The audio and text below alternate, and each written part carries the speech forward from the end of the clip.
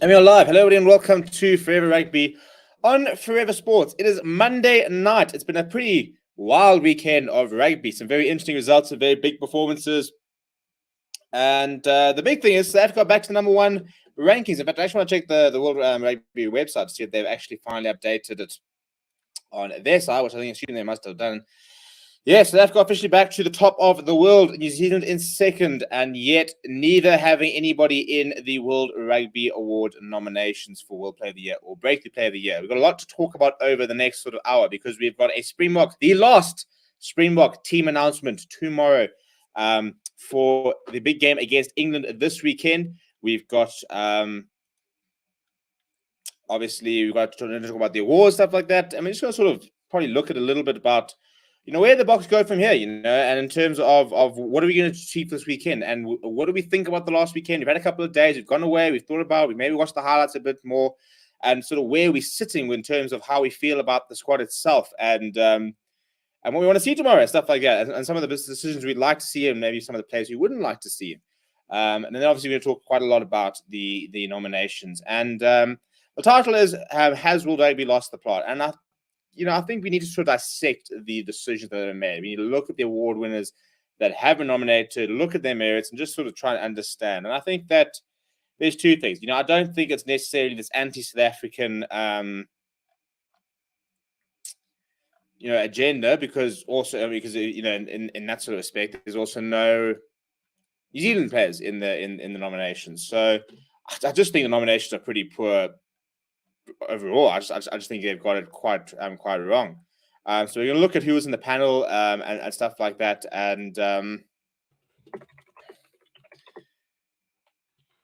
sort of chat about the next sort of hour and stuff like that. And then we'll have a little bit of a look ahead for this weekend and what we can expect at for England, stuff like that, who obviously beat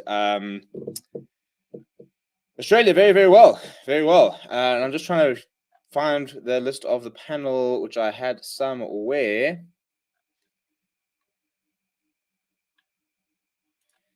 Funny enough, John Smith's actually on the panel. So yeah, we need to have words with him.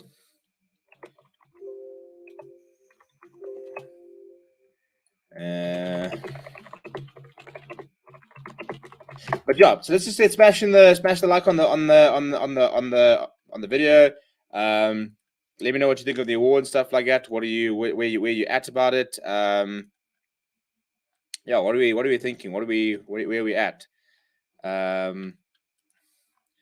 Where is this panel? I had it earlier. It includes Ty Woodward as well. So I'm in shock and horror that I don't think he was going to be advocating for too many Springboks there. I'm just trying to see where this entire panel is. I had the link as well. Richie McCaw, Clive Woodward, and John Smith's on there. I think the Terry Dusa-Toi's on there as well.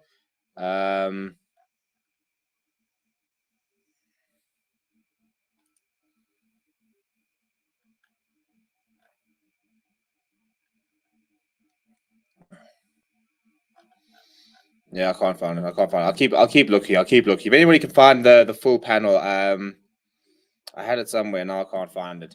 But yes, quite a lot to get through. So LB says the World Rugby has gone crazy. Tom says stuff then we don't care. Petrus Maria says lost the plot. Luke Baker's going to beat England by 10. Colin Boss says I love World Rugby. Why isn't Africa Player of the Year? South Africa discriminated by World Rugby even with the refs. JC says, so Sia guys, he was injured early in the season, didn't play at his best during the British Irish Lions tour. Oh, I'm not when you say he didn't play his best at the British Irish Lions tour, I thought that second and third test he was absolutely sensational. In fact, I think that without Sia Khaleesi in that second test, I don't think he win that. I think if he didn't have the game he did, I don't think he win that second test. Greece is the only player I agree with is Michael Hooper. Albie says the only player worthy of being on that list was Hooper. Remember, only international games are used in the selection. Sublime Man says Will Jordan is nominated for breakthrough, but Boks not even having anybody nominated is blasphemy. Greece says I'm an Etzebeth at least. Katana says World Rugby is the work of old men. Like in Africa, old leaders tend to be corrupt, and Bill Bowman is no exception. If we got rid of most of the old guys like Bowman, things would get better. Albie says we already know Woodward voted against any SA player. Gareth says also no All Blacks. I mean, Artie Severe.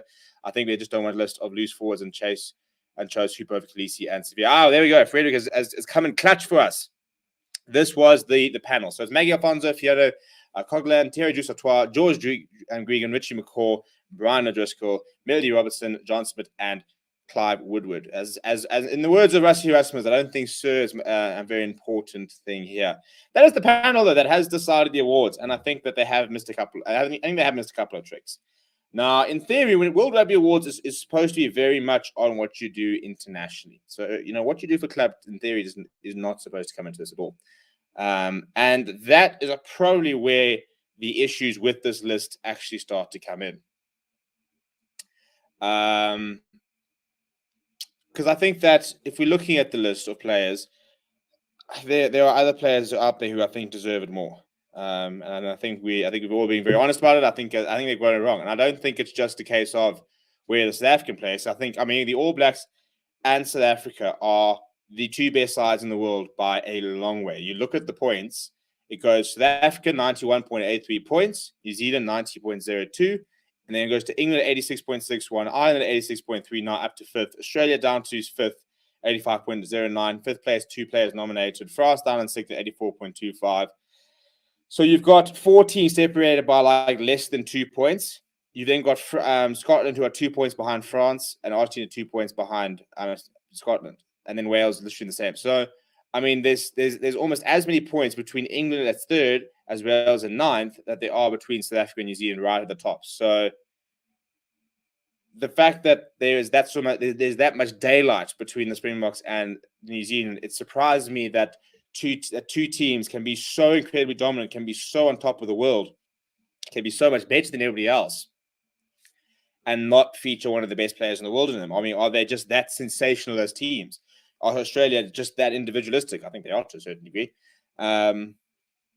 So I think that they missed a trick. I think there are a couple of people who could have been nominated. But let's look at the actual awards, the nominations themselves, and sort of just look at them and see what we think.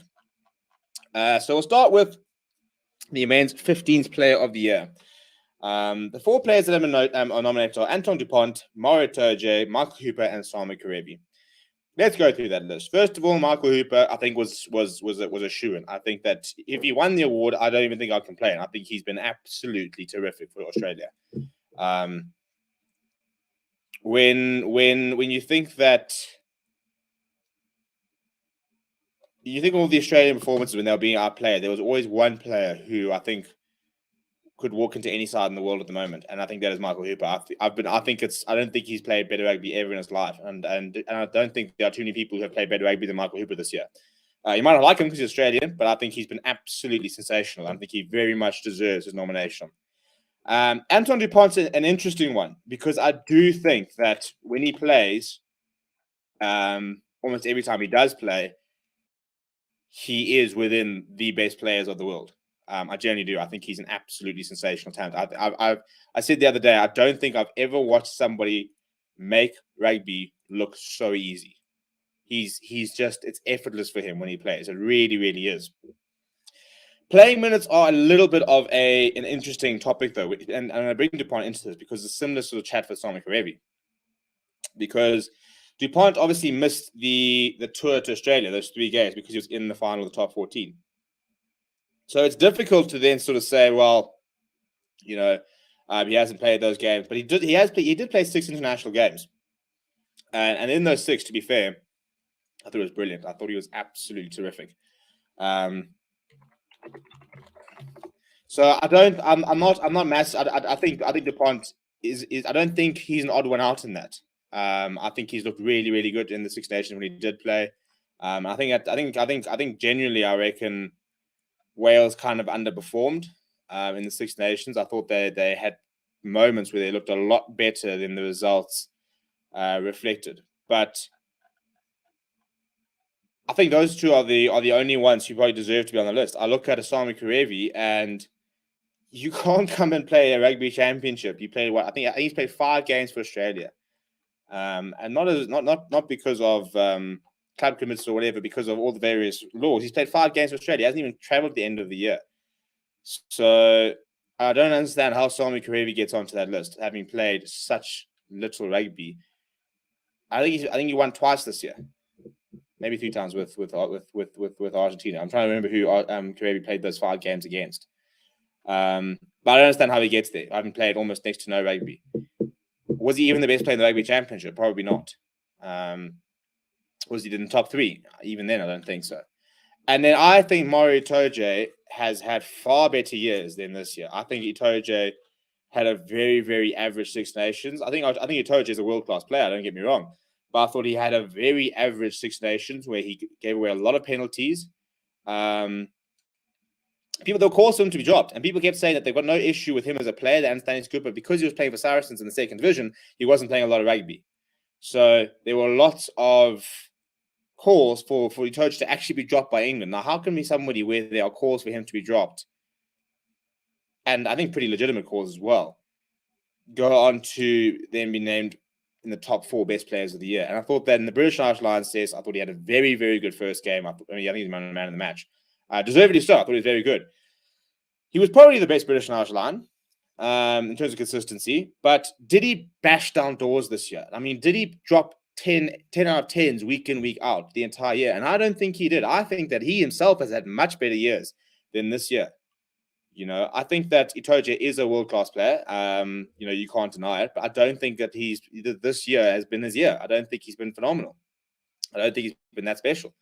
You know, it wasn't nominated for Six Nations Player of the Year.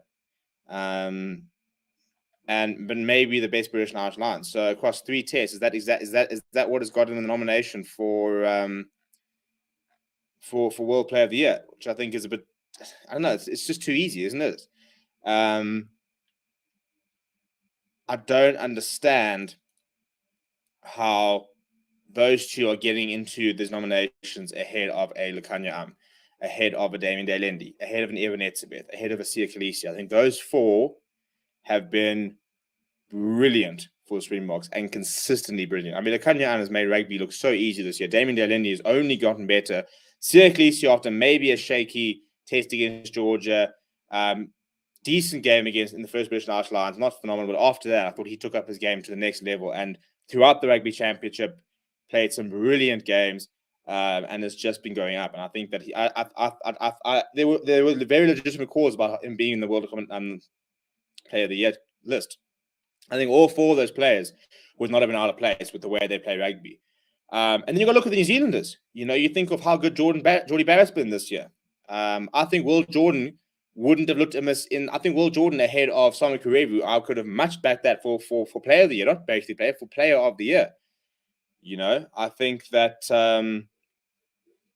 You know, I think Artie Severe. I don't understand how Artie Severe doesn't get to list. And I understand that, you know, we are looking at 4 players who are 4 different positions, and that probably does come into it. You know, you probably don't want to go Artie Severe, Sia Khaleesi, Michael Hooper, and then some random other position. You've gone with the lock, you've gone with the flank, you've gone with the scrum, you've gone with the centre. So you're trying to sort of add a bit of dynamism to it.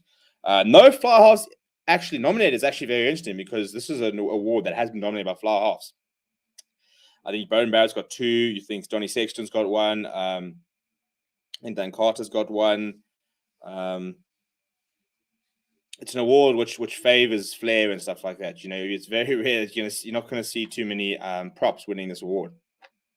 But even then, if you want to go front row, do you look at like a Tyke Furlong? I mean, can you really say that Mario Itoje had a better year than Tyke Furlong? I'm not convinced you can. I think Tyke Furlong's been much better. You know, look at the Six Nations that Hamish Watson had. Obviously, didn't play the British Irish Line, which is the problem. So I think that they've got it very wrong with the men's player of the year. I think 50% there. I think if you had said Jordie Barrett ahead of Samu Kerevi, and if you had gone, I don't know, if you want to stick with the position. So say you go Jordie Barrett ahead of Samu Kerevi, and say you go Evan Etzebeth ahead of Mario Itoje, I think they would have been pretty spot on. I don't think you could have argued that. Even if you were worried about having 2 flanks or whatever the reason is, I don't think it should be a factor, but maybe it is. But if you go and say, right, Dupont, Etzebeth, Hooper, and Will Jordan or Jordie Barrett, I think people will sit there going, yeah, fair. You know, obviously people could say, oh, well, you know, Khaleesi could have been there, but, you know, but I don't think they wouldn't have been glaring errors. I think there are glaring errors. I think you sit there thinking, how is Samu Kerevi in that nominations list? Everyone's saying it. I personally don't understand how Itoja's gotten there. I really don't. I think that he's had far better seasons, and I think he can play much better than he has this year. So, but I don't think it's as simple as saying there's an anti-South African agenda, because if you then say that, you then have to say there's an anti-New Zealand agenda as well, because there are also no New Zealand players. But yeah, let me just catch up on some of the comments. So what are we saying here? Jay says, since 2013 has been dominated by New Zealand except for 2018, 19. Yeah, but if they're the best team in the world, then the best team in the world, and I don't think you can. I mean, it'd be really, really shit to start saying, well, because you guys are so dominant, you guys therefore we can't nominate players for World Player of the Year. Obviously, it's both Bokra and Rose, Evan, Khaleesi, Vermeulen, Delende, Pimpy, Geordie Barrett. Well, Jordan could have been nominated. I don't really back the Vermeulen child. I don't think he's been that good this year. I think he's had some very good games, but I don't think Dwayne has knocked down doors this year. Not to say he's been bad, but I wouldn't say he's been top 4 best players in the world. Sami has had a tiny impact tomorrow. I agree with the point Hooper, and he should win it in that list. Yeah, I think I'll probably go vote for Hooper. I think I really like DuPont, but I think Hooper's probably been better out of those 4. Definitely out of those 4. RB reckons DuPont hasn't been great internationals. Gareth says tiny in a small time period. Agree. Karevi shouldn't be there. He hasn't played more than 5 tests this year. Clay says hoping for the whinging award too. Oh, that's a bit of a yawn chat. Karevi has only played 5 games this year. It's hard done on Amde, Lenny Jordan, Geordie Barrett should be on this too. They've been quite consistent. Keen de Cox says the only Moritoje did was steal balls, league and put knees on people's necks. Do they take into account their club performance as well, or just test match performance? I was actually trying to find the official backing, but a lot of people saying that it's just international. As far as I'm concerned, internationals was the main thing. Whenever you see the highlights and stuff like that, you don't see them in their club colors. It's all about the international contribution, which is why I've got a big problem with breakthrough players of the year as well. I'm going to talk about that as well. Darren says, RG's Montoya are deserved looking. I think Eben's been outstanding this sublime ranter. Let us pray that Jordan has become a Gianti story. IRB never loved us. Ken Kunis, I don't recall Itoja doing anything significant this year. I agree. I think, as I said, I think he had a big test in the first British and Irish Lions test, but I think that's the only game I remember thinking, yeah, that's what Itoja can do. That's why he's so highly rated. But let's look at the World Breakthrough Player of the Year. And they've gone with Will Jordan, 100%. Andrew Kellaway, I can back it. That's fine. I've got no issue with him. Louis Rees-Zammit, which I've also got no back. I think he scored 5 tries in 6 games for Wales in the Six Nations, so I can go with Louis Rees-Zammit. And then Marcus Smith. I've got a big problem with Marcus Smith. Marcus Smith has played 4 tests in his career. 4, of which 1 came on Saturday. And there's no way that this list was being put together last night. So Marcus Smith was already on the list before the Saturday. And the 3 tests he had played before the Saturday were against Tonga, Canada, and USA. I don't understand how you can pick somebody who had yet to play a tier 1 nation as the World Breakthrough Player of the Year. I don't understand. I think Marcus Smith is a special talent. I think that he is potentially generational. I think we're seeing what you see somebody that could go on to be one of the best fly-offs in the world. I think that I put him alongside like an Intermac or a Jalabé in terms of excitement of what he can become. There's no ways that Marcus Smith has outplayed Hugo Keenan internationally in the last 12 months. With somebody in our WhatsApp group was chatting. Dylan van der Merwe, who scored for fun in the Six Nations, has been scoring for fun ever since he made his debut for Scotland and played every single British and Irish Lions test. Maybe he didn't have the best test with the British and Irish Lions. I think we notified him quite well. But how can you argue that Marcus Smith has broken through and been much better than Duran van der Merwe? I don't think you can. So I've got an issue with that selection because I think that there's been this big Marcus Smith hype, and I think they've actually ignored who he's played, when he's played, what he's done on the international stage when there are players who have been doing it longer and probably better against better opposition in the last 12 months. So I think I'm almost as upset with the World Breakthrough Player of the Year nominations. If you're gone with a Hugo Keenan instead of Marcus Smith, the whole idea is that you get your debut in the last calendar year. That's breakthrough player of the year. It's not really an age thing. It is you get your debut and you just storm it. I mean, this is what Piro Janti won back in 2018. I think Yuki Awani's won it. I'm trying to remember who other people who's won it. So yeah, I think they won that one wrong as well. But what are we saying? So Cameron says Hooper and DuPont for sure, but not a single All Blacks and SA players complete bullshit. I think the whole thing is based on your reputation, not form. I think it's a very good shot. Obviously, I can't believe they couldn't wait 1 week for the last game of the year before they made the list. No, well, literally. I mean, if this came out next week, Monday, at least you could then say, right, we've had a full test calendar. What's happening? Where are we at?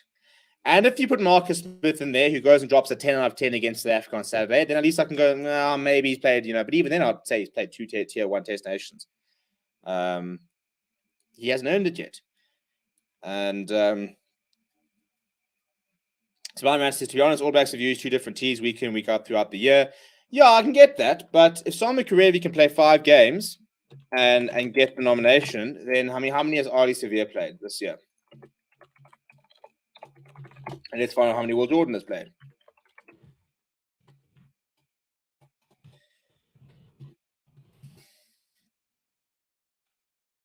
I can understand the fact that the All Black side does change a lot, and maybe they don't play, week in, week out necessarily. But the fact that Samu Karevi can get into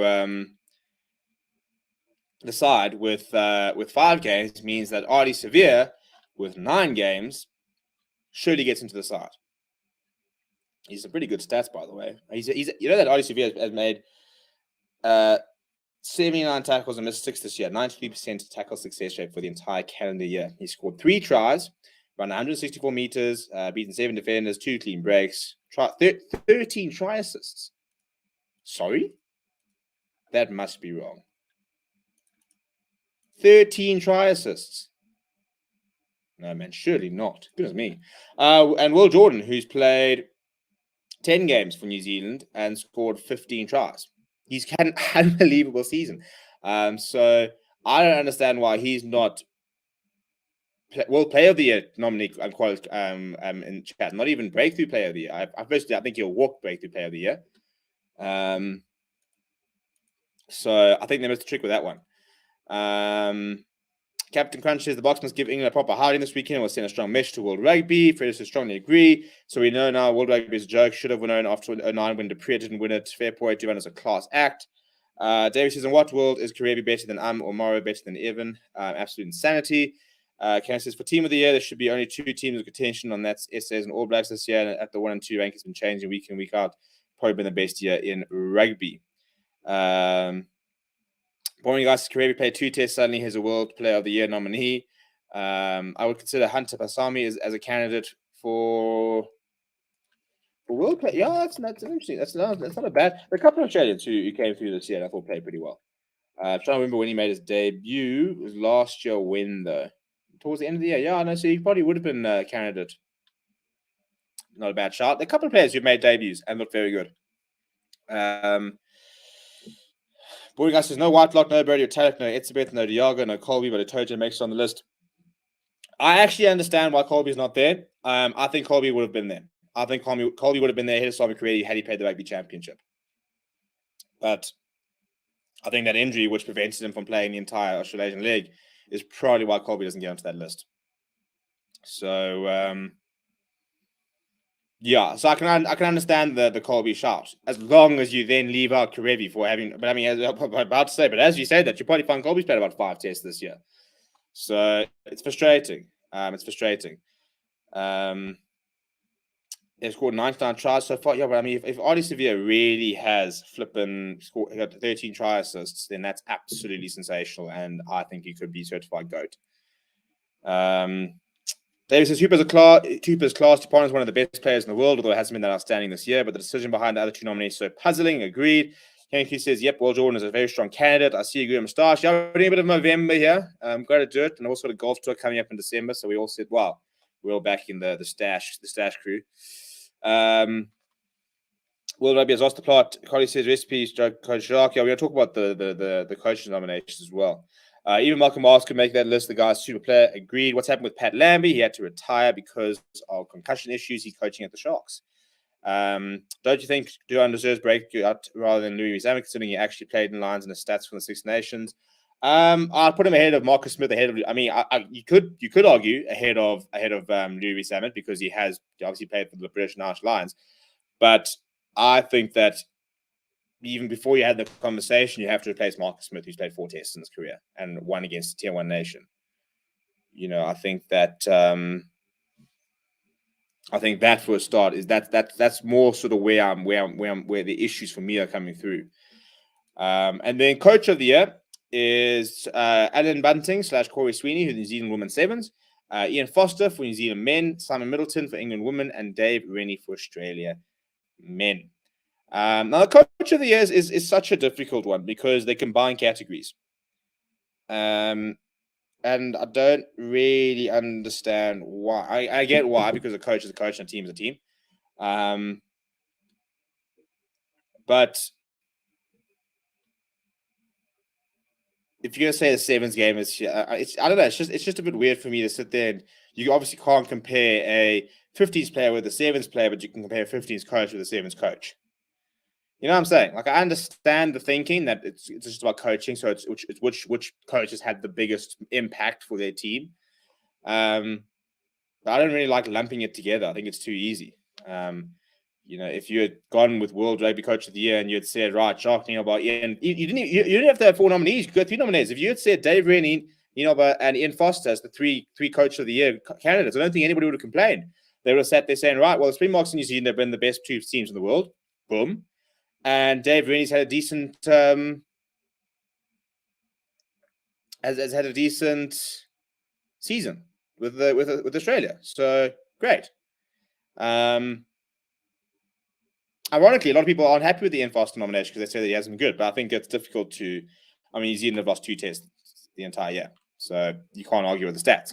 But the Boks have only lost 4 tests the entire year, including winning 2 out of 3 against the British and Irish Lions, which is a bit different to beating Tonga, Fiji, USA, and the likes. So yeah, I think Jacques Nienaber has been not robbed of a nomination, and I think a lot of that.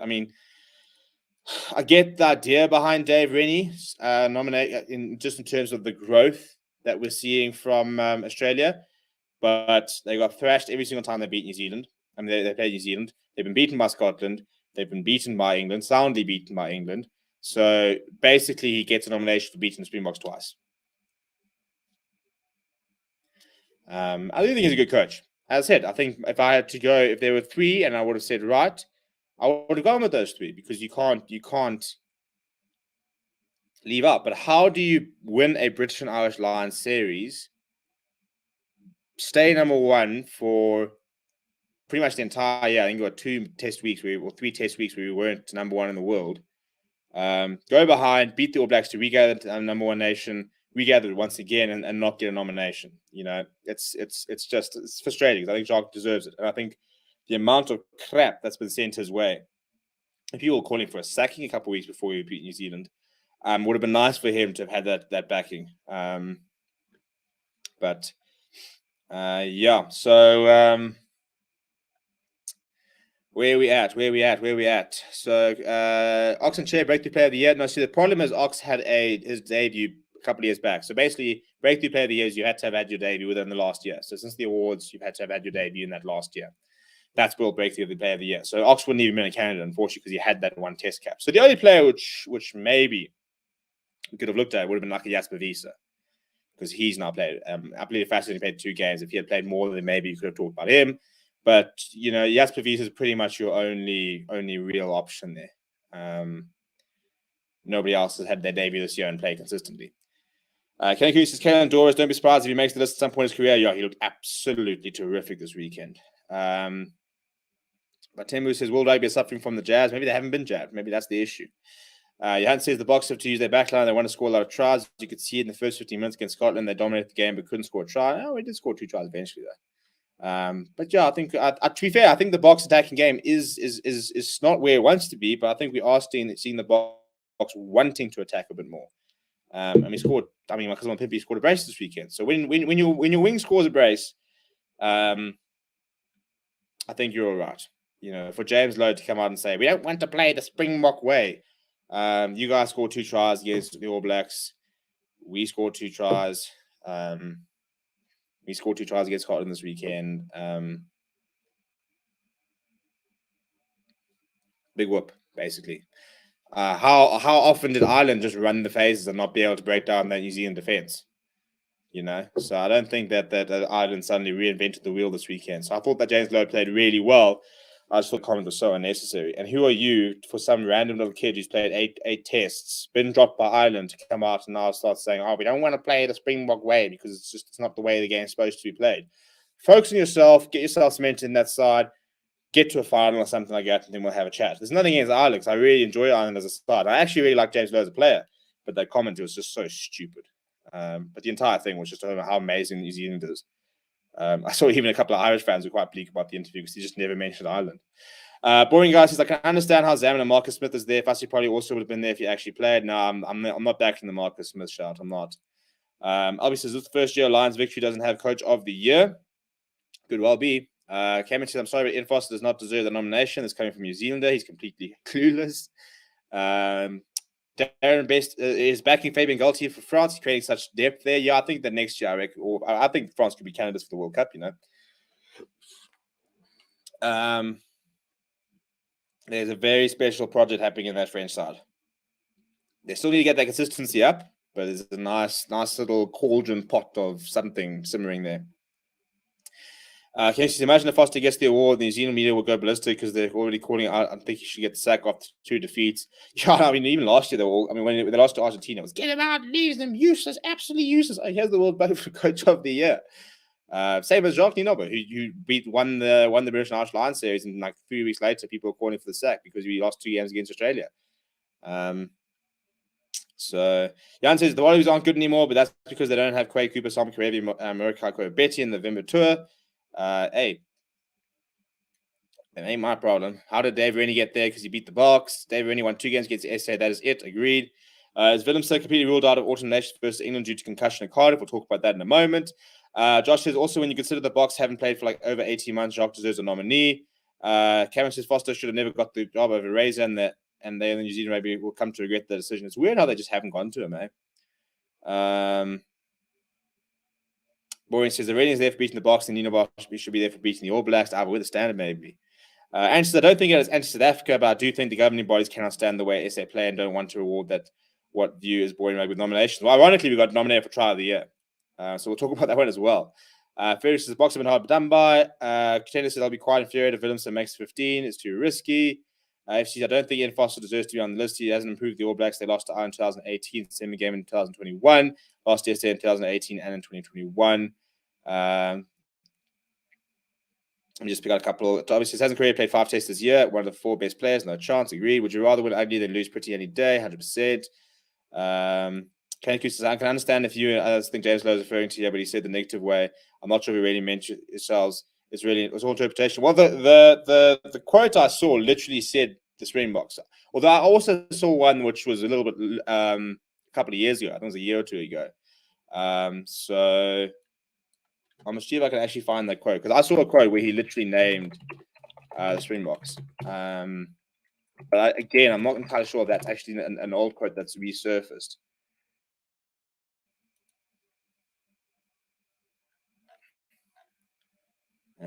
But yeah, so I look, I could be a bit wrong with that, but he has definitely. I actually watched him name drop 3 months before. But see over here, he says we've got our own identity. It's great. We played footy and won. We didn't play negative footy like the stereotypes South Africa, not playing the game where it should be, and they win.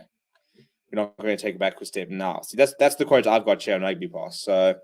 Yeah, I just don't appreciate it. I think it's just stupid. Why do you even need to say anything? Why feel the need? You had a great performance. Just have it. Enjoy it. Go for it.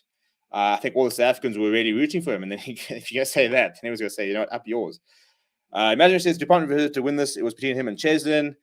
Cameron says, if losing to France gets ready to coach the team and Foster needs to go. Ireland have never won a World Cup. South Africa's won 3. What you want. Says, I wish we can get at least 30 minutes of Apple Fassi. Jan says Rassi was water boy again, but he only carried 1 water bottle with him. Albie says, so Fiji missed try of the year from their game yesterday because the nomination were due early. Yeah, pretty much. Chances I feel like we'd see Creel at 15. He did. No, we'll never see him at 15. I don't think they've. I think his days of 15 are gone. Pitch says, one of the greatest parts of rugby is the freedom of tactics and play style. It's absolutely ridiculous that people want to restrict that freedom. Pass of the year should be unexpected pass versus New Zealand. Lowe is lucky we only faced him in the World Cup. But yeah, so try of the year nominations. We have been nominated.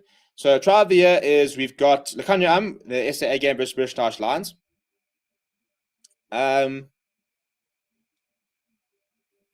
I almost think that the Damien Lindy one with the Lekanya pass is better.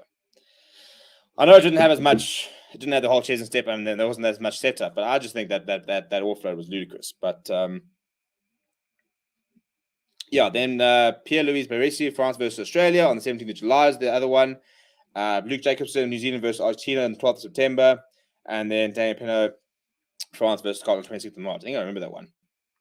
That was a really nice try, actually. So fair enough.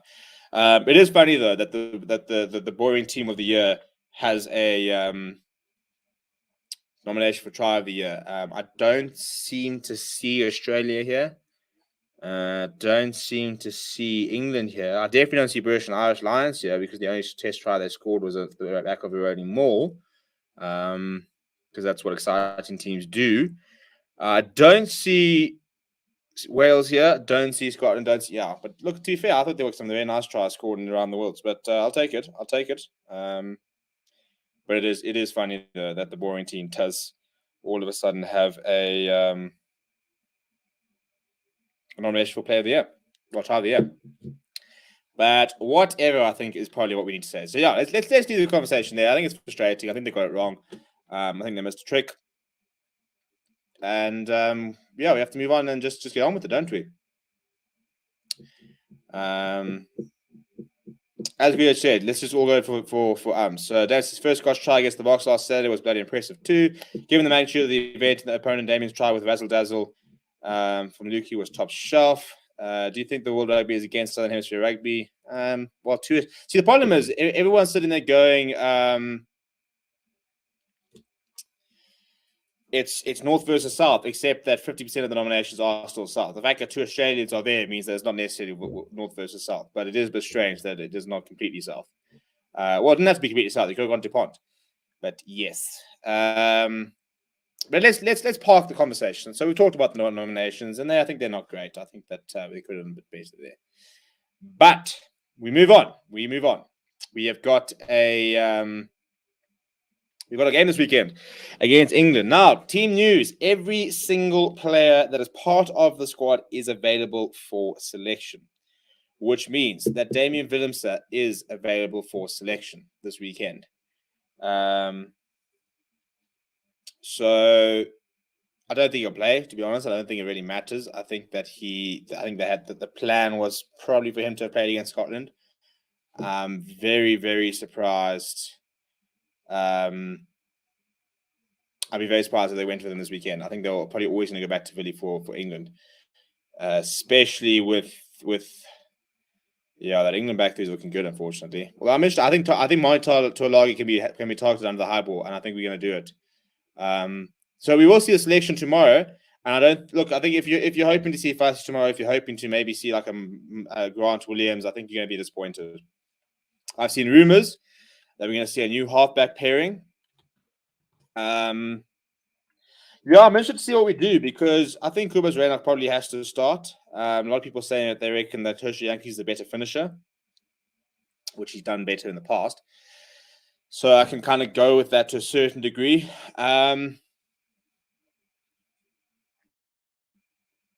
But I don't know. It's so difficult because if you start Pollard this weekend, we are starting him on reputation because he's definitely not in form. We know he's not in form. We know he's not playing great rugby. So you have to sit there gambling and you have to sit there thinking, do we throw the dice and say, we know what Pollard possesses. We know what type of player he can be. Do they do it and hope that he comes off? Or do they reward the consistency that Alton Yankees been playing with and say, you know what, you've actually done nothing wrong in a Bok jersey this year, so we're going to back you. And we're going to say, right, you can start against England. You take on Marcus Smith. Because for England, there's no Jamie George and there's no Owen Farrell. Look, the fact that there's Owen Farrell means I'm sure we're going to see Moeen Tuilagi probably back in the centres. So we'll probably see a new wing for England. Where they go with that, I'm not entirely sure. But I thought Freddie Stewart was very good last weekend at fullback. So I think people are still harping on about James Lowe. Bit of a strange chat going on there, but you guys carry on in the comments. And those are the only options, Matthew Dixon saying maybe we can start France that day and Vince at fly. We would never risk that this weekend. It will be either Alton or Andre Pollard. And I don't know what we do, to be honest. Elsewhere, the pack stays exactly the same. I don't see why you wouldn't change it, really. It's working. It's working so well. So the only sort of question marks are that halfback combination, really, for me, because I think everything else stays exactly the same. I think Jesse Creel might have dropped out if he hadn't had a good game this past weekend, but I think he did play very well. So I think he keeps his position. And Spoon Corsi, I think Spoon Corsi probably would have. I think Spoon Corsi was probably going to start all 3 games, but then had the visa issues, and now they're going to back Jesse. So I think I've got a funny feeling it will be Pollard. I think they will. I think Jacques will go back to who he trusts, and it's a risky decision in my opinion, because I just think he's playing horrible rugby, and I think that he came in on the weekend, and the first 3 touches of the ball were horrible. He had a terrible pass, which we had in advance, so was fine.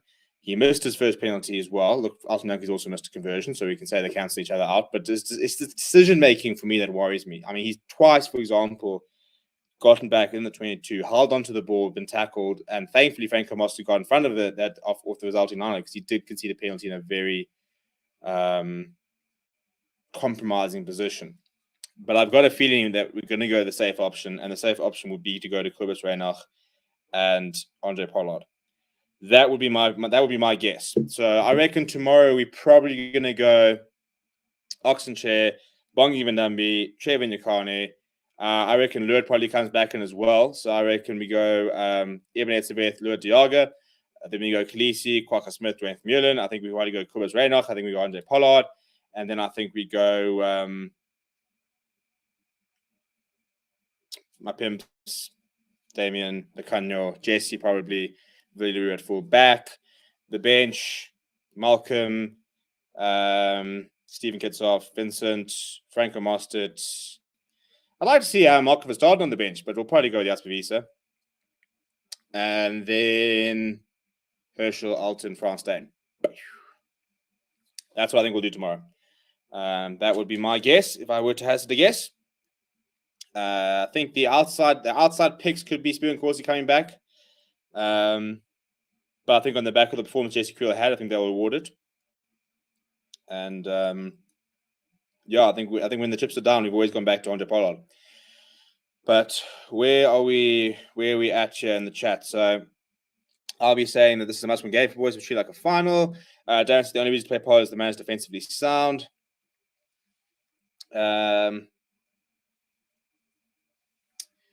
So Friedrich Konza says, my eyes will be on the battle of the loose trio. Boring guys says the loss to England will be a total failure because we didn't see much new talent this year. Yawn, I think, to be honest. Matthew said, could Rob Dupree Jr. get himself back into the squad? I seriously think we need a 4th choice flower besides goal kicking is on point. I've never been a massive Rob Dupree fan, but maybe. The problem is we need somebody who's in that sort of age bracket, because at the moment we've got our flower house here and there's just not much coming through. But Dan says our game plan relies on playing without the ball. Imaginary friends says you'll pick Andre to run at their 10-12 channel. If England starts with Smith, he will struggle to contain Andre. They have to start with Smith because Owen Farrell's been ruled out. So it will be Smith at 10. Once World Rugby has lost the plot ages ago, the closed-minded mentality of the Old Boys Club is starting to show. The bias towards UK team is embarrassing, to say the least. Johan says, do you think the first pass that led to Stuart Hogg's try First try was forward. I did think so initially. I actually haven't gone back and looked at it really. I see that there's been no referee. I don't think there have been referee videos surfacing, which has actually been quite nice, to be honest. I said it last week. I think these referee videos need to stop. I saw that Squiz Rugby said a similar thing. Although even sometimes Squiz Rugby I don't always agree with. But he's definitely the best analyzer of the game. But I don't think any referee videos have come out from the weekend, which is good to see. Just because I'm bored of talking about the referee. But I mean, I've seen comments, people in the comments saying that our two tries were forward passes, as well as Scotland's 2 tries are forward passes. So I don't think anybody really knows what's going on. Obviously, Smith is very fast. Our fullback and centers need to be on their toes. Spoon, of course, needs to be on the bench. Captain Crunch, I don't think he'll be on the bench. It'll be we like a France staying or Dane Williams on the bench. West is why do we start the front row every game if they're having a good game? It's just the way we play. You empty the tank 40 because I think at the moment we've got 2 equally good front rows, and I think we pretty much just sit there saying it might be 42 minutes, might be 38 minutes, whatever. But they just change. Then look, if it works, it works. Johan says Frost must stay full back. I don't think he will. Not a 6-2 split. We could go 6-2 split, but I don't think we've got the forwards for it. That's the problem. You could go 6-2 with Van Staal, Nasper Wiese, and Franco Moster, but I don't think it brings enough. I don't think the merits are there. Without Arch's name, and I personally don't think the bomb squad comes off as much. With Quagga Smith starting, which he will do because he's been phenomenal, I don't think the 6-2 split really works. I think especially given the fact that Andre Pollard is not playing particularly well, you have to have Alston on the bench. S-Box says Eddie Jones compares the box to George Foreman, hard hitters. He's expecting he hit hard, so he pressed for it. Rusty only have to tell the team go in for me to shut Eddie's mouth. Spoon, of course, he needs to start, and Van Staden must be on the bench to Visa. Pearson, I also think Herschel isn't doing well right now. Kanku says, I really now wish Ireland versus South Africa happened this year because there are quite a few boxes here that have been large egos after the World Cup. You need a populist in humility. No. Let's not let one person make the rule here. It would be quite nice. I just like to play Ireland. I think it'd be cool. Capcom says Creel was solid, but will he keep up with Johnny May? Well, I suppose he kept up with. Look, I mean, the pace of. Well, he had Josh Adams in the first year, so he's no slouch. But yes, Johnny May is pretty rapid. David says, since his ACL injury, Paul hasn't been at his best, needs consistent game time for Montpellier and get form back for 2022. Agreed. David says 6-2 split with Salmon on the bench. I don't think we're not going to see Salmon. Quintus says Billy looks scared when he has the ball and needs to tackle. Start France. Carly says I will put my money on Steve's team. Hey, back me, guys. Back me. Peter says I want to see England versus Ireland. Well, we'll see in the Six Nations, won't we? It's time to stop the Willems hype. He had enough chances and didn't use it. Needs to give another talent a chance for the World Cup. Also can't rely on Billy for much longer. Look, I think that Damien Williamson needs to go back to Stormers. They need to decide where he's going to play, and he must play. And he must go and play. And he must give him license to go and do Warwick Hunt level things because he's got that talent to do it. Damien Williamson is a very, very good rugby player. Who has not played enough rugby, I think is the biggest problem. So I've still got a lot of time for Damien Williamson. Whether he needs to be in the box squad, I don't know. But I fully believe if Damien Williamson plays 15 games in a row, by the end of it, I think we'll be sitting there saying, right, put him back in the box because I think he's got that talent. I think he is very, very talented. I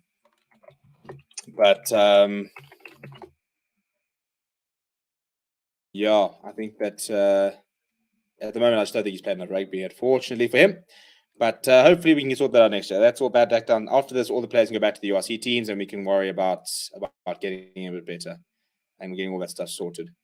Matthew Dix says, Steve, for sports fans and collab get together next year as a type fair. Maybe I'd like to do a meetup. I think also as soon as things are going to calm down, it might be a bit easier. We'll probably start with one in Johannesburg and see what we can do. Now that we've got people who can do the watch-alongs, we can actually probably organize an actual meetup where we can say, right, the coach's going to do the watch-along. I'm going to go to a pub. Guys, come watch at the pub. We'll set a camera up and we can get a bit of a fan zone going or whatever. We can actually make it a bit of an event. It'll be quite cool. Katana says, let's build Dave Williams' confidence in his form. If we give him mentorship with Butch and Morning on kicking duties, he'll be sensational. Do you know this American rugby channel called Rugby Ascendant? I do. I don't really enjoy it. I think it's a couple of things that I haven't always agreed with them on. But I do know about it. Darren's agreeing with Dude Ustazen, who said, I'm not quite sure what he said. Ray says South Africa to win 25-12 on the weekend. Ricardo goes Villian and Pollard gets started for bad performances. I thought Villian actually didn't play too badly on this weekend, by the way. I thought that in the first 20 minutes he was nowhere. And yes, I think I don't think he's entirely responsible for those. I think one penalty he's definitely responsible for. I think that first penalty, though, I think was just horrendous defending. But I thought he grew into the game quite nicely. And as he was directly involved, very much directly involved in both tries. So with Villian didn't play this weekend, I'm not convinced he scored those 2 tries. So I think Villian was fine this weekend. I think he's had some bad games. I don't think this weekend was one to add. Boring guy says England will get smashed. Eddie knows what's coming. He talked a lot of crap about Rusty this year. Your thoughts on Henk van Wyk? I'm very excited to see more of him from the Lions. I think he's also very talented. The problem is he's at outside centre, and I don't know how we get him and want to see Similani into the side at the same time, because I do not want to see Similani at fullback. So I don't know if Henk can play inside centre, because there's a stunning opportunity as inside centre at the Lions if you want it. Also see that Jumbo Lenga's left the Lions today, so that'll be interesting. We've got Evan van der Merwe coming in. David George and Owen Farrell out. Yep, we mentioned that earlier. Tyron Green, next block fullback. Yeah, I really enjoy Green. I think he's destined to play Springbok Rugby eventually. What happened to Goosen? He's done his, I think it's ACL. He's done his knee again. He's out for 9 months, basically. Yeah, and this is why I kept saying that we need to calm down in the Goosen hype, because I said that we know how it goes, and it went, unfortunately. You definitely can't plan with Goosen. Dan says, the Villains have placed 15 in a row. We dropped to number 6 in the world ranking. No, I didn't technically say Springboks. I was kind of thinking Stormers, but harsh. Kenki's looking forward to my Munster playing in SA. Should just have enough to beat the Lions, and we'll do well to keep within 5 of the Bulls. That's a big call, big call. Continue says 16 marks, Kitsov 18 to Toy. We won't see Toy, Mastiff and Staden. Vincent Jasper been worse discipline issues. Yeah, look, I think Vincent, I was a bit frustrated by a couple of what was I saying?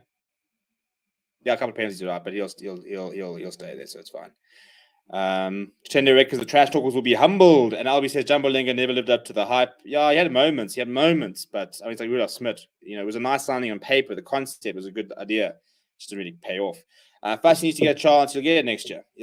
Chef. We know he's not going to play tomorrow. Why would you? Why would you right now say, right, Mapimpi, you're being dropped after scoring a brace, and so we can give Apele Fassi a go? We're not going to play Fassi at 14. We know that. That's between Creel and De Corsi. We're not playing Fassi at fullback. We know this, people. The Springboks consider Apele Fassi a wing and a left wing. That's the chat. That's where we're at. Chris Davis says they're just tired of putting Kiwis in boxing because we were taking too many titles. New Zealand almost lost 2 points with that loss to New Ireland. They'll probably smash France to big again. The score says boring rugby. Boring guy. Williams is a great player. I agree completely, but some players can't handle the pressure at international level. Unfortunately, looks like he's one of them. Maybe after a few years he'll be ready. Yeah, I just think unfortunately, I think he was probably rushed into the system a bit too quickly. I'm never a fan of players playing at stupidly young ages. I mean, what's he now? Maybe 23. I think he made his debut when he was like 19. Yeah, he's 23 now. So I just don't enjoy players being put through at 20, 21. Sometimes it works, but often they get injured and then what? You know, sort of you can sometimes derail their career. Let them play 2 or 3 years. Bring them 23 now is when he should. This is now when Damian Williams, in my opinion, should be coming in, because by now he would have played 4 years. 3 with COVID, but he would have played, you know, Super Rugby, would have played URC, and now he'd be like, right, we've had this talent. We think he's going to be a world beater. Now we bring him into the squad. He's been there since 2018, you know, since he was basically a teenager. So I think they rushed him in, and I think as a result, I think his development's been stunted because he hasn't had opportunity to play as many games as he should. Imagine if friend says Jasper has been tearing the English Premiership up for Leicester. This is a match that he should perform. Imagine Fassi and Galant in the same team. I think Galant is. I mean, I see he got voted first ever URC Player of the Month, but not in the Springbok squad. But that will change, I'm sure. As Chris Smith, baby Bok material. I just think Chris Smith. Look, I think the problem with Chris Smith is he hasn't shown that consistency. If he can play like he played in those 2 games, like the Currie Cup final, for example, then yeah, maybe he could be in the conversation. But he's just not consistent enough. Thank you. He says, you took my prediction better than I expected. I mean, just enough as it will be a very close game. I thought you'd be very unhappy as a Lions supporter. Mate, I think the fact that you think it's going to be close is a massive compliment to us because we are that shit at the moment. Not that shit. We're progressing. But the squad is just able. Yeah, no, look, I mean, I'm not convinced by coach staff. I'll give the new coach staff a good time, but I just think that I don't know what they're supposed to do with the squad. You can't, yes, you can't. If you assign someone to climb a tree and you're giving them a bunch of goldfish, you're going to be very frustrated at the results, and that's kind of what we have. Matthew Dixon says France Dane was probably the only person rightly fast tracked to the Springbok team. Yeah, agreed. But even then, his career has not been what it should have been. But a lot of that was down to his own fault. But yes, so he's an example of where it has worked. But was Pat Lambie rushed? I always thought Jan Goosen was rushed. I think there are quite a few players who come through very quickly and then they just drop off and they never come back again. So Cameron says New Zealand could regain the number one spot if they beat Le Bleu and SA lose to England. Yeah, so if we win this weekend, we're fine. We'll be good. William Stein, Fasting Corsi France will not come on a 10. Touch wood now. We won't see those players. You're not going to see any new. We're not going to see anybody new tomorrow. We're not going to see Salman Murat this weekend. We're not going to see Grant Williams. We're not going to see Fassi. It was always going to be the Scotland game. If we were going to see anyone, it was always going to be the Scotland game. Just because, first of all, it was the middle game. Scotland were a little bit more open, so maybe in the openness you could sort of adapt a bit better. Not that it was the easiest game. I think they were probably a harder game than Wales. But, yeah.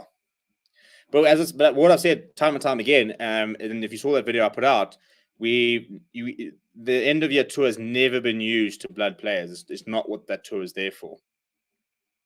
So we were never going to see a lot of those players. If we had a Barbarians game, we could have. And I'm frustrated that we don't have a Barbarians game. If we were Barbarians next weekend, or we'd had that Barbarians game in the start, you could have played Grant Williams, Salman Murat, you could have played anyone. But we don't have that game, unfortunately. What is your initial thoughts on the Pacific tournament fixtures being released today? I haven't even looked at them, to be perfectly honest. I don't know if they've been released or they're being released, but I haven't looked at them. So I'll have a look at them and talk about that tomorrow night. Darren Best says the Golden Lions are a Northern Hemisphere rugby pick and pay. I mean, harsh. Look, we haven't really used our backline so far in the URC, but it's only now in the last couple of games that's been the case. Could the All Blacks drop the third in the world after this weekend? I don't know, whereas we're far too far ahead. How much longer do you think Dwayne and France can go? They're looking outstanding, but age does matter in sport with injuries, etc. Will be a bit of a crisis. They get injured or retire. Yeah, I've been saying for a while that I've been worried about those two, and I think that they reckon they can get to the next World Cup. I've been shouted at for daring to question France Dane, but I am worried. I think 2 more years is a stretch. I think they'll be pushing it. And my worry is, as you said, if they get injured or if they're not quite up to standard, then all of a sudden you might not have players who are ready to take over from them. So that's where the issue with David Williams is, for example. He was supposed to be the France Dane, age of the France Dane 23 jersey thrown at this rate. Luckily, I think Kwaka Smith is looking pretty good. So I could very well see, if Dwayne Vermeulen drops out tomorrow, I could see a loose trio of Kwaka Smith, Peter Steph, Toy, and Siya Kolisi working perfectly. People are finally starting to understand what Kwaka Smith brings to the table. And I think Dwayne Vermeulen can very much slot into Peter Steph Toy can slot into that Dwayne Vermeulen role. He's a line-out jumper. He's very physical. Kwaka's very good under the high ball. You have to shield him a bit more. He doesn't quite have the physicality. It just comes down to defensively in terms of who organizes this defense. But if you've got Frans Maherba there, then he does that pretty well. But I also think that Kwaka Smith could probably do that. I think he's smart enough to be able to do that. So Albie says Eddie Jones said he has to change his gameplay for the box. Mind games already. Kenny says, would we see a kicking test France Dane versus Freddie Stewart? Let the OG teach the kid a lesson how to play 15 well. Look, the kid looked pretty good this weekend. KQ says, from what I understand, fans will be allowed back in the States. I understand in Johannesburg, the locals aren't very welcoming to the opposition. Might make a difference. If Lions could just, so if anyone who works in the Lions, if they could just sort out what the hell is happening, because there are games at Ellis Park the next weekend. Is next weekend the last weekend of? Yeah, there are games at Ellis Park next week, and I don't know if they are selling tickets. And if they're not selling tickets to the public, I'm rioting. If I do not get into a flipping stadium this year, we're done. We're canceling the channel, which doesn't really make sense. But yeah, we're done. I'll be so upset if I can't get into a rugby stadium by the end of the year. There are Lions games to watch. There are 2 Bulls games. There are 4 matches I can try and get back into. Surely you're going to give me a chance. Somebody's going to get me back in. VodaPay giving you a chance to 1 of 25 lucky match ticket winners. No, stop giving away. Just stop giving away tickets to Vodacom. Give it away to the public. I'll pay for my ticket. Give it to me. I'm not a Vodacom client. No, I'm not. I used to be. But just give me a ticket, guys. Come on. Surely. I think we just all need to span. The next time the Lions post something, let's just all go and tag Forever Sports and say, send Steve to Ellis Park. I think we need to start the movement of getting Steve back into the stadium. And I'll take a GoPro. Where is it? I've got 2 GoPros. We'll take a GoPro and we'll show you guys what it's like to go to a COVID match in South Africa. Let's do that. I don't know if the fans will make much of a difference. I mean, there'll only be 2,000, but I'll tell you right now, in a year's time, 20,000, 30,000 Bulls fans, that makes a big difference. Peter says we need Fijian players in the wings. Sexton then said he'll play until he's 40. Yeah, Sexton. I mean, of all the people who can't play for much longer, it's Johnny Sexton. That body is just not built for international rugby, unfortunately. Look, he's been a former World Player of the Year, but he's just shame. He should have had such a good career as Johnny Sexton. Not that he hasn't, but he could have been one of the best ever, I think. Evan Lewis, natural place for Dwayne. I think that he's a very different player to Dwayne. I think he's very explosive, but I think rugby mind-wise, I don't think he's quite there. Cameron says, I think France will be retiring next year. Yeah, the look of content on the weekend. I think this is his last season. Yeah, France Steyn, I think it's an interesting point because France Steyn does not look like somebody who's targeting 2023. Whereas I think Dwayne is. Darren Best says Kwak is one of the best rugby minds in the side. Dwayne is a menace in the ruck. Yeah, but we wouldn't need to. Yeah, he is. But as I said, if you had Kwak there, I think that would fill the role. I think we have seen that these coaches are afraid of change. They won't let Steyn and Vermeulen go. Pierre Steph Toysi and Evan Lewis and Kwaka off the bench could also work. We should play more like with our backline against England like we did in the World Cup. New Zealand commentator recently said what? That when Kwaka retires, he can write a book and his nose will have his own book. I'll just love the work he puts in. Yeah, look. Are you vaccinated though? Because I think you have to be vaccinated, mate. I've been ready for stadium since flipping September. I think it was about 4 days after they opened it up. I'm jabbed again. Give me another one. Just jab whatever you need to jab. I actually had an injection in my knee today, fun fact. Jab what you need to jab, and then let me into Ayers Park. Get me back, or Emirates Airline Park. Get me back into that stadium. Taylor says, give Philip Sir to the Lions, please. He'll get a chance to sign properly. Besides, and he played wing, tick, and test British Lions in J23 for Abe Squared, maybe to help with the back problems there. Let's stop with this Tojo nonsense. He isn't a world class. He's saying a good look for sure. Not even the best British Lions. No, I think he is world class. I think that's harsh. I think Umari Tojo is a very good player. I don't think he's been the best player in the world. But I think he is quite world class. RIP to who? Who are RIPing to? England. The Lions' chance of winning the URC because he's not going to be in the stadium. I can get behind that. Huge news coming this week, Steve. Can't wait to see your video on it. What do you know that we don't? My money's on the Sharks being best SA team in URC. Boring says everyone's getting jabbed. Not people still think it's poison. Yeah, I'll just get jabbed. We've got December, people. December is in flipping 15 days. And then we need to be released onto the world. We need to be released into the pubs until the early hours of the morning. We need to be released to everywhere. I'm looking at me. I've been held back here. This whole coming home but to 12. I'm ready to go out and wreak havoc on the world. Kenny says, give coach of the year to Kieran Crowley. After all, he's helped ensure Italy had their first ever silverware at club level. That's an interesting shout, actually. But they only are just aren't any club teams. Should be more, actually. There should be World Club Awards. Are there World Club Awards? I don't think there are. Yeah, there we go. Maybe we can do it. Should we do the first? I don't know enough players. But they should do that. They should have World Club Awards. Team of the year, like Crusaders, Harlequins, Toulouse, La Rochelle, all those sort of teams. You can get coach of the year, as I said, Kieran Crowley, who's operating. Tries of the year. I mean, there's some sensational tries being scored in around here. World Rugby needs to do that. But that would mean World Rugby are competent. And I think that's where the issue lies. There will be fans allowed at home URC games. They don't say how many fans or the ticket price, but fans will be allowed. At this stage, 2,000. Hopefully it'll be more soon, but we shall see. We shall see. Best player of the year, DuPont reckons Ricardo. Peter said, "Yeah, we're going to wrap us off now. We've been over for an hour, but it has been quite a nice little show, so I really appreciate that. Good to be back doing this in the last couple of weeks." Peter says, "Yo, man, I missed my broken voice after the stadium game. 100%. I thought when the Thomas captain Sharks they won with when Pepsi is skipper they lose. Maybe there's a psychological impact between having older guys captain.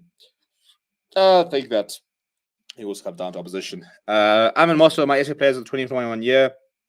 Yeah, it's funny because Franco Moscow was being called overrated last week. Yeah, we need to know who the RIP is for. Was there any news about the Rusty hearing? Nothing. Zero. Zip. This much news. Which is probably ties into how they lost the plot. How will we still not resolve this case? It's flipping December in 2 weeks. Like, it's 2 weeks until December. And we haven't got a result. I think it's just horrendous. I think it's so poor. But anyway, we're going to wrap up. Yeah. Last couple of comments. Short of says club of the year, Crusaders would win every year. Yeah, probably. Andre Paul is still young, funny enough, but only 65% of what he was on in 2019. Yankees not my first choice either, and they aren't giving any other 10 a chance. Scary stuff if you ask me. Just aren't any 10s. Europe stays are packed. What's wrong with the SA? We are so useless. Look, if you look at our vaccination rate, we haven't exactly helped ourselves get into that situation. But you're not even supposed to win. It's going to fail. Western Rugby is becoming pathetic. I mean, are you going Western WR is in World Rugby or Western? What was Western Province, wouldn't it? New Zealand going to ask to speak their mind, same page as Rusty. It breaks my heart to see how full stadiums are around the world and people just enjoy rugby when we can't do the same. Agreed. On predictions for this weekend, I think we can beat England. I think it will be a very good game. I think it will be very close. I think we score a try, and I think that Kwaka Smith has a banger. That's my prediction. But we'll get into that more. So tomorrow, in terms of what we will see, obviously we're going to have the team announcement. I think it's at 2. Let me find out exactly what time it is. I can tell you exactly what time to expect the video coming out. Here it is. Team announcement is tomorrow at 2 o'clock. 2 o'clock, a team announcement. Well, the last week it actually came out a bit early. So we'll have that. We'll be live tomorrow night, chat about the team and stuff like that. And then we will be live on Wednesday for a bit of a panel show, hopefully. Thursday we won't be live. Friday we won't be live. And then Saturday we'll be live for so much rugby. Last couple of comments. What are we saying? Bulls will be back, says Henk. World Rugby is now becoming pathetic. SA 32-12 says imaginary friend. I like it. SA going to take it personal not being in the player awards. Says Johnny Sins. Box beat England by 15 goes. Ricardo. Boring guys. Winners the first international game starting in 2022.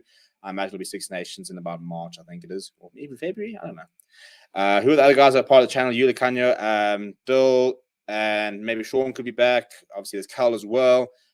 So yeah, we're trying to build a bit of a team. Have a wonderful evening and keep up with the great content. Cheers, guys. Thank you very much. I think the awards debacle will inspire some great performance from the box. And Carly reckons big news coming. Well, let's wait and see. Shall we? Keep well, get vaccinated so that I can go to stadiums and that we can be released onto the pubs.